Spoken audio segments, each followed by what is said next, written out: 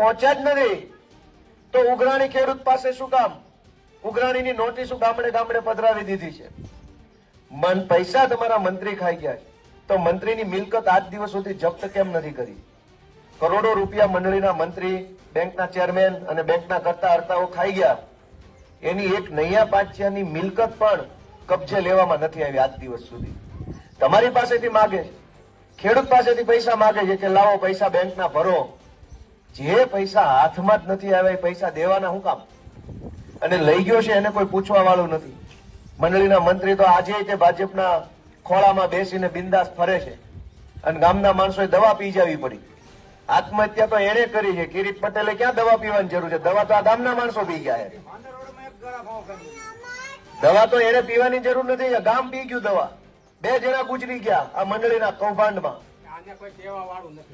ને ભાઈ તમે આ વખતે કરો ચૂંટણીમાં વ્યવસ્થિત મતદાન, પછી હું કહીશ ને જે કહેવા જેવું હશે બધું.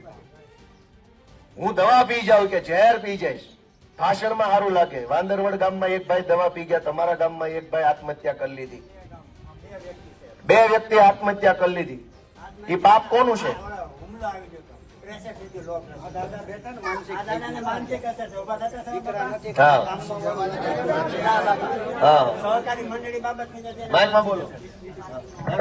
આ સવા બાપા સાવલિયા છે ને એને સહકારી મંડળી બાબતની જે માનસિક અસર છે.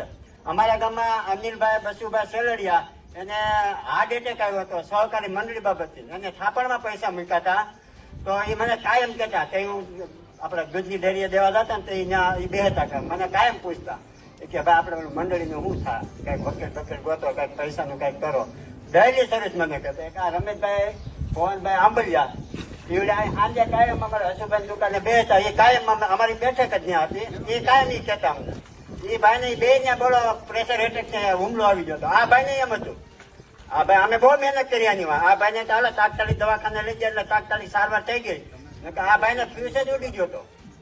અમારે એ ભાઈ એક આવડું પડ્યું. અમારી જે ભાઈ વોક થઈ જાય એની બહેરા બિસકડા 11 12 દિવસ આવડા પડ્યા.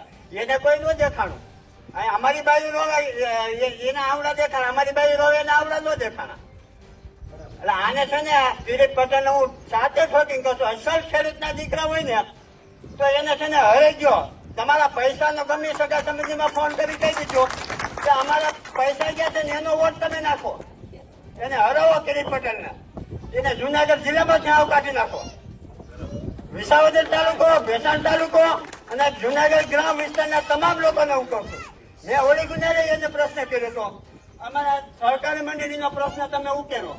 એ કે એનું કઈ ન થાય. એ ભૂપતિ કે આને 35 લાખનું જીરાનો ઓલો સહકારીનો ઓલો ખાતર ત્યાગ થઈ ગયું એનો તું ભેગો થઈને કેસ કરાય છે. ઓલો ભૂપતભાઈ ને કેસ કરવા લઈ ચેરમેન પહોંચે છે. એ ધારે એ બધું કરી શકે. એટલે આપણા ગામના તમામ લોકોને કહું છું એટલે તમે છે ને અમને ન્યાય આપો.